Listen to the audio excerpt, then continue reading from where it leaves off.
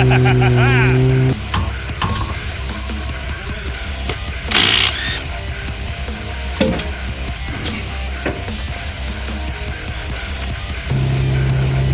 blackout.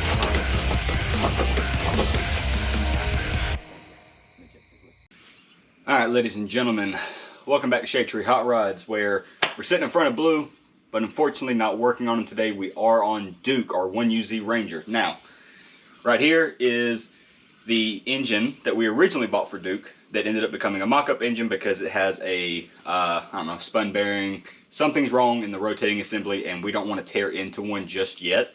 So we're going to use this as our backup motor. We're going to build this one eventually. This is the one that we think is okay. We've never tested it, but we pulled it out of a junkyard. So, small differences. Number one, this is the earlier 1UZ, so this has the thicker connecting rods. I think it was 90 to 94. And then this is the later 1UZ, and this, I don't know, 94 on, or 96. It's either 94 or 96 that they made the change, but this one essentially has thinner connecting rods. And I don't really know about the compression. Anyways, here's the problem.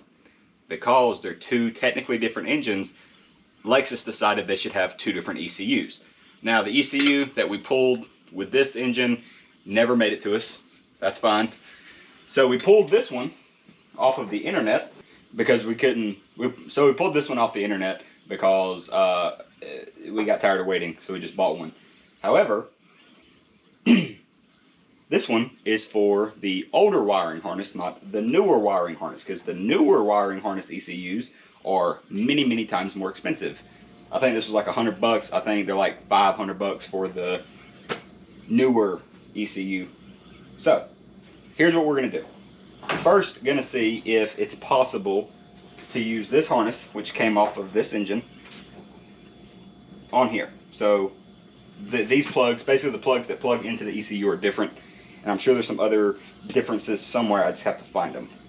If that's the case, then I'm going to have to pretty much disassemble the top of this engine, get this wiring harness off, get this wiring harness on, fix some of the problems, because there was a car that was parked on top of this wiring harness, so that could also present problems. Or the other option is I bought a repin tool, basically yank the ends off of this, put these ends on it, and hope it runs that way. Now, that would be the easiest option, I think. Just be a little more fiscal, you know, little things here and there kind of deal. But I really don't know. So I'm going to do a little bit of internet research real fast and figure out what we're going to do. It's been a little bit. Had to bleed the brakes on the car. Anyways, I'm not afraid to admit when I was wrong.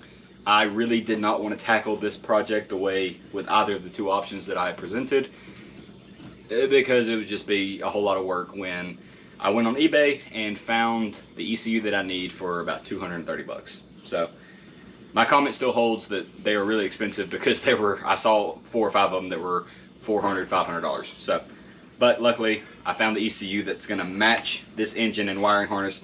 I don't even have to take this off anymore. So, plan now.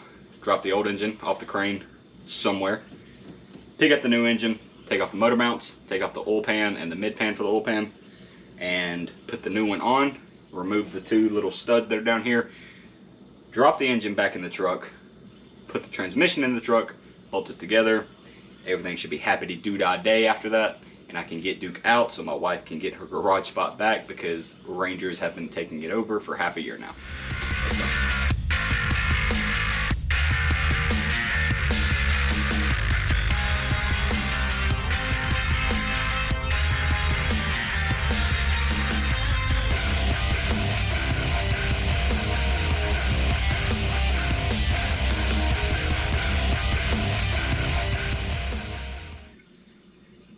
Okay, so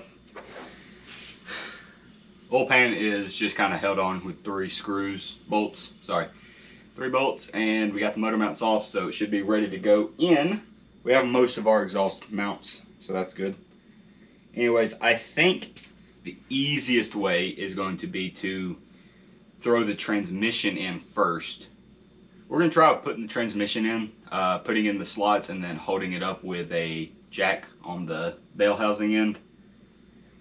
and then lowering the engine in and trying to mate them up that way. That seems like the best bet for me, because my worry is if I put the engine in, I won't be able to wedge the transmission into its area. So yeah, let's do that. Transmission is in. I'm gonna try to put the new engine in. We've never done this with the transmission in the car like this first. I really don't know how this is gonna go. We're just gonna cross our fingers and pray.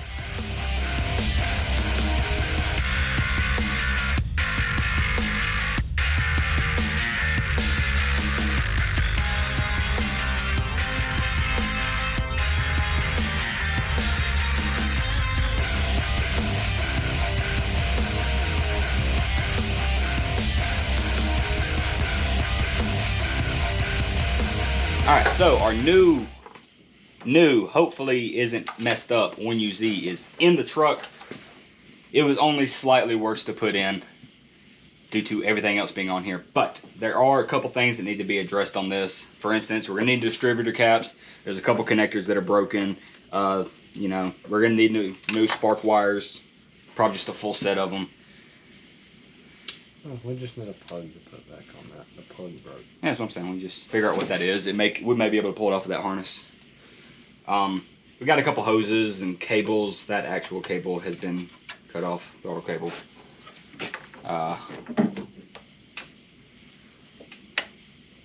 Listen, we found a way to make it work on the 4-cylinder. We can make it work on the V8. Take and cut them both in spots. Which way is it supposed to go? That way. Pinch yourself. A little bit, yeah. Vroom vroom. Blah, blah, blah, blah, blah, blah, blah, blah. Right? That's what it's going to sound like? No.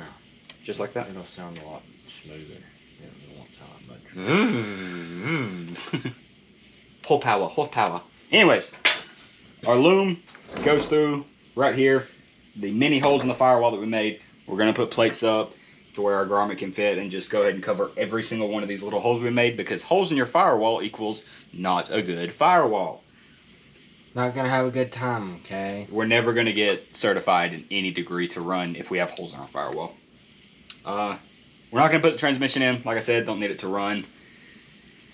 We're actually just going to put it in Duke, because the main priority for this filming weekend was get this thing out, because my wife has been on me about not having her garage, and I'm tired of living in fear. So we're going to take care of that. So really all it needs now is transmission put in the actual truck, in the cab. Bungee cord the hood on for now, because I kind of broke the hood mounts, yeah, the hood hinges.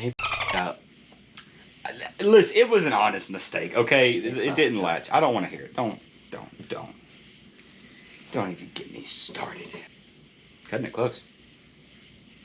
Oh, we have 4 months. We're on a 4-month, that like almost to the day, 4 months. So we're about to have to get cocking and rocking. All right, so we got the new engine in. Talking to a guy to get a custom drive shaft made. Gonna take some measurements for that. That should only take a few days. If I really got on my horse, I could probably have it by the end of the week, but that's probably not gonna happen. Maybe next week before I get it. He's been in here to get it back. So that's exactly what we're gonna do today.